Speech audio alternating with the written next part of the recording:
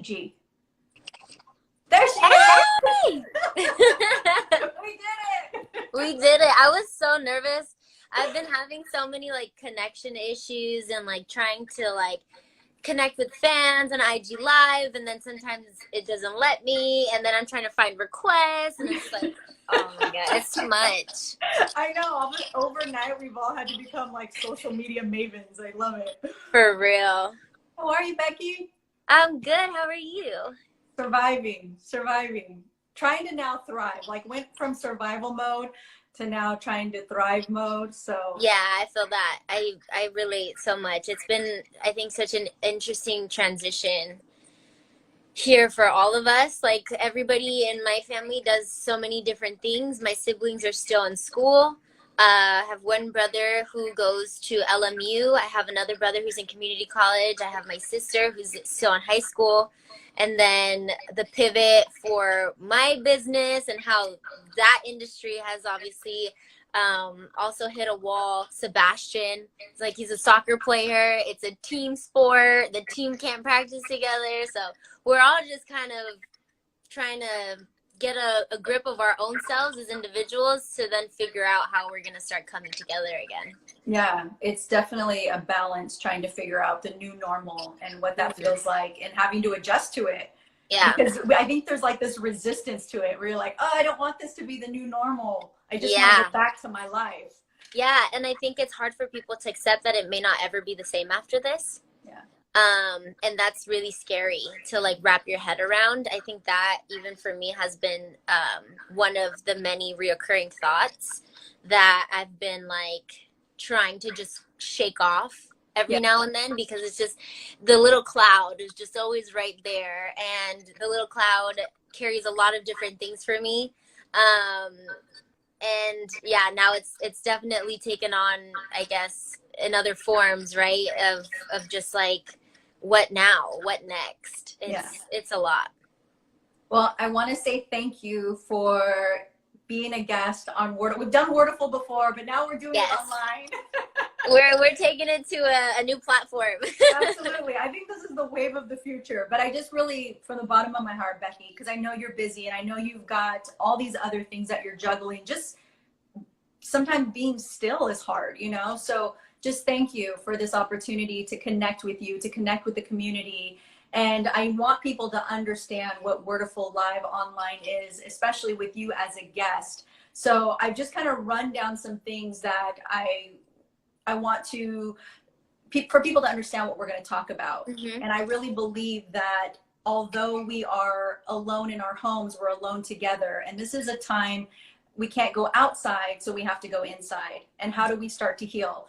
So when we go through all of these steps together and hear your insight, hear my insight, I want people to realize that this is kind of like a masterclass boot camp, all mixed in one. For 1 hour, we're just going to go hard and give the community teachable takeaways on how they can empower themselves, how they can inspire themselves. And that will be followed up with a recap email. So it's not just us talking. I would encourage people to bring their notebooks and their pens. But, you know, sometimes when we're trying to listen and take notes, it doesn't, you know, work hand in hand. It's hard to be present, yeah. Yeah. So I want people to know that this is really something for them. This is really, you know, we have all these books that are given to us, and sometimes it's difficult to just sit down during a pandemic and flip through 300 pages. So it's taking everything you've learned along the way, everything I've learned along the way, collaborating that information and giving it to the people so that they can hopefully support themselves during this time and in the future. 100%. No, and well, thank you as well for giving someone like myself the opportunity to share my story. You know, I think for a long time, you know, people in my position as artists or influencers or people in entertainment, people forget that you're a human being and that we also go through, you know, our own battles, our own obstacles, and sometimes we also doubt ourselves, or we go through things that are out of our control that affect us. And so for me, it's super exciting, one, to just get to chat with a homegirl, but also know that it's going to be an opportunity for connection for a lot of people that don't have connection with the outside world right now. I think in times of self-distancing, which we're all trying to practice right now, we have to be careful of how far we take that as far as not isolating ourselves.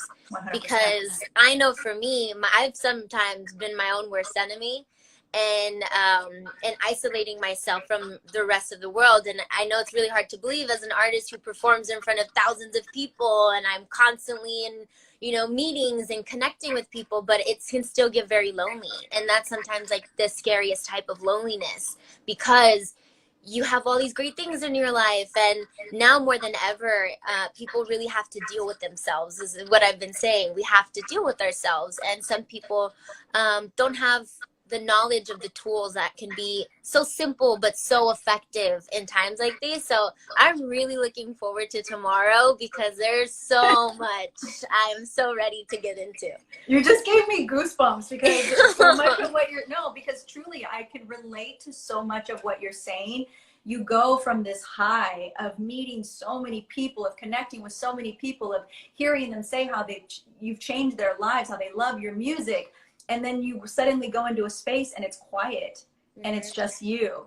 And I think everyone can relate to that right now. We're used to the highs of our social circles. We're used to the highs of our families. And people, I think, are really getting the dose of being able to relate to you in a way that they haven't before, because like they say, the top is lonely. Well, so is isolation. And that's really what being at the top is. It's having to isolate yourself to some degree.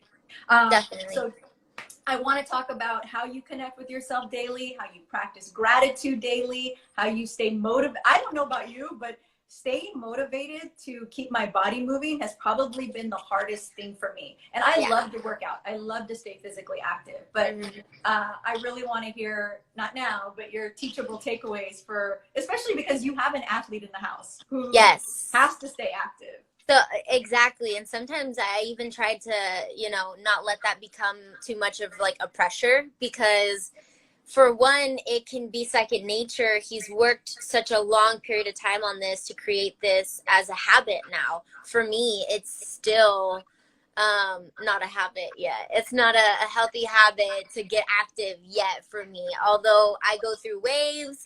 I think the way of practicing motivation for me has been the doing it part. Even when I'm not motivated, sometimes the motivation comes after the action. And that's really hard to like understand sometimes, because it doesn't really sound like it makes sense. No, but it does. It's having to put your workout clothes on and just sit in there. Yeah, because like you think about, you know, there's like, I mean, incredible authors that are so talented, but it takes them years and years and years and years to finish a book. And then you have other writers who make it a habit to write 3 pages a day, no matter what. And even if they scratch those pages, they make it a habit to write those 3 pages a day. And the motivation comes sometimes after the fact. And so Sebastian has this joke. He's like, "You're one of my favorite writers that never writes." And I'm just like, oh, but when I do sit down and I do get past the hump of like, oh, but I don't know what to say and I don't know what to write. And I'm not just talking like lyrics. I'm talking like I love journaling. I love writing down my thoughts. I've been working on a couple speeches and stuff. And I was like so intimidated, and it was surfacing all kinds of emotions and things. And I was just like, I don't even know. But then I started going. And once I was done with it, I was like, man, I want to write 12 speeches now. Let's go. Let's get it done, you know? So for me, it's just practicing the doing it part. It's not like, oh, I have to be motivated every single day. It's like I have my days. I think now more than ever, not that I've ever been one to preach to lower your standards, because I don't ever want anybody to lower their standards in life. But I do think we have to be a little bit more kind with ourselves and hold ourselves to realistic standards, because we are in such uncharted territory right now. And it's hard to believe this, but a lot of people are dealing with grief. Yeah. Oh, yeah. You're just grieving your normal life. It doesn't necessarily mean that you have to have lost someone. You're just grieving. The weight of the world right now is so heavy. And so I'm really excited to actually dive into this a lot more tomorrow, because it's been something for me that I've been struggling with. I had a panic attack for the first time in so long 2 nights ago. And it was like, I was like, oh yeah, now I remember. I was like, oh God. Yeah. No, and Yeah. that's something so powerful. I mean, I think that in the very beginning is what we all didn't understand what that feeling was. And that feeling was grief, because we were dealing with a huge loss, the loss of our connections, the loss of our normal lives, the loss of our workout routines, whatever. We have to grieve all they're little grievances, and we don't realize that. And then we don't know what it is that we're feeling. And that starts to build in on our anxiety. Exactly. I can't wait to talk to you about that. I know. And then I also want to tap into the big one tomorrow, is navigating social media, of what you give your attention to, the things that you've been avoiding. Don't tell me it all right now, but I know. I think it's so important, especially for your audience who's very engaged in social media. And, you know, a lot of times we don't realize how messages are affecting us, how what other people are posting are affecting us. A friend of mine had posted that quarantine was like watching American Idol of talents. It was like all of a sudden everyone became a chef, and everyone became, you know, all these different, you started to see all these different like untapped talents showing up. But it also caused a lot of people to feel pressure or overwhelmed to stay productive. And again, like you said, this is uncharted territory, and there is no right or wrong answer right now. No one is the expert quarantine queen, you know? No, not at all. No, definitely. Well, I think it comes down to acknowledging that, you know, the power of social media, it is a blessing in many ways, but it's also a curse. And it is up to that individual how they're going to utilize it, and also how they're going to let it affect them. And so for me, I have two sides of things. It's like focusing on my message and what it is that I want to put out there, but also limiting, you know, whether it's regulating my time on how much time I'm on it, because I'm consuming, I mean, the amount of status updates, the amount of information. And then nowadays we don't know what's real and we don't know what's not. And so then that starts to make you question things. And then, yeah, maybe these are important questions that I should be asking myself. But then also now I'm going down the black hole and I'm watching all these crazy conspiracy theories on YouTube, and I'm head in. I'm gone, you know, and that's kind of what led to my panic attack the other day, actually. And so for me, it is still something that I'm trying to figure out for myself, and I have started to notice what works for me, what doesn't work for me, because it's really hard, especially when it's our only form of connection now.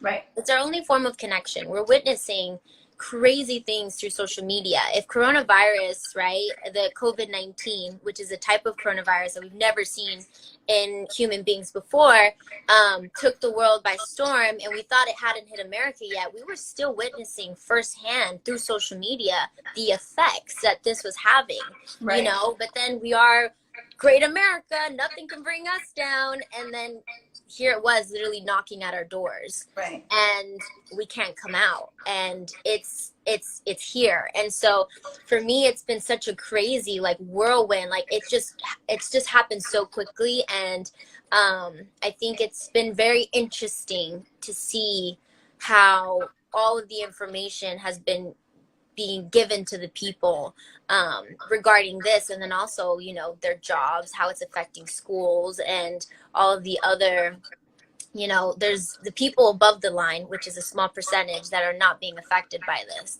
And then there are a lot of people below the line that, like I said, their lives are never going to be the same again after this. And that for me has been one of the biggest things I've just been seeing every single day. You know, I'm very blessed. I have a roof over my head. All of my family, fortunately, is very healthy right now. But I still find myself constantly worried, constantly trying to educate myself through social media. How can I connect? Because that's the only way I can really connect with my fans, my audience, and see what it is that their needs are, you know? Right. Yeah. Well, you know, I think it is super important that you do understand that you're acknowledging that you're understanding, like, okay, like you said, I had this panic attack because I went down the rabbit hole, and we ruminate on certain thoughts. It's like we take that headline and then all of a sudden we don't realize how much it's saturated, and we mix it into our past experiences, our future fears, and all of a sudden we formulated this energy in our body that starts to take over. Right. And part two to that, I also think it's amazing that you're also aware of how you can be still connected with your audience, because there is that relatability that they are looking to you for a lot of the answers as well, because you're a source of inspiration. They relate to you through your music. They relate to you because of who you are, because you're such a family person.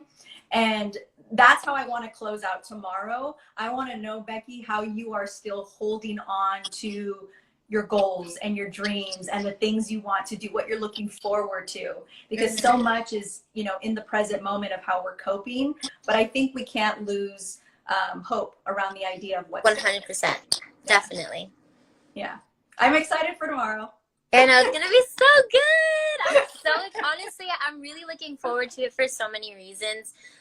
One, because it's going to be nice to just, you know, continue talking to people outside of my own house, because that part, yeah, I'm sure everybody can relate to that. But like I said, it's just so good, I think, to find connection. I think now more than ever, we really have to have empathy. Yes. Like, I think empathy for me has been such a big driver in this time, and, you know, having enough of it to want to make a difference and doing things to help others, but not to the point where now I'm taking on emotions that maybe aren't mine.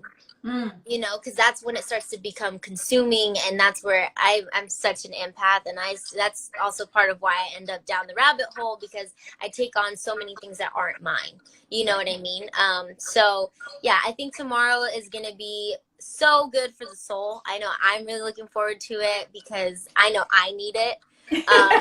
For sure. But also, it's just, for me, again, thank you for the opportunity, because it's another way to connect with you know, others, with my audience in particular, on topics that have nothing really to do with what the next single is going to be, or how big the budget was for this music video, and who's your it's more about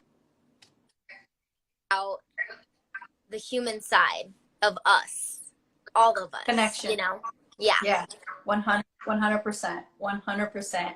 And you know what I love most about doing these Wordful Onlines is that we can take questions from the audience, which is really great. I know, I heard. I'm so excited.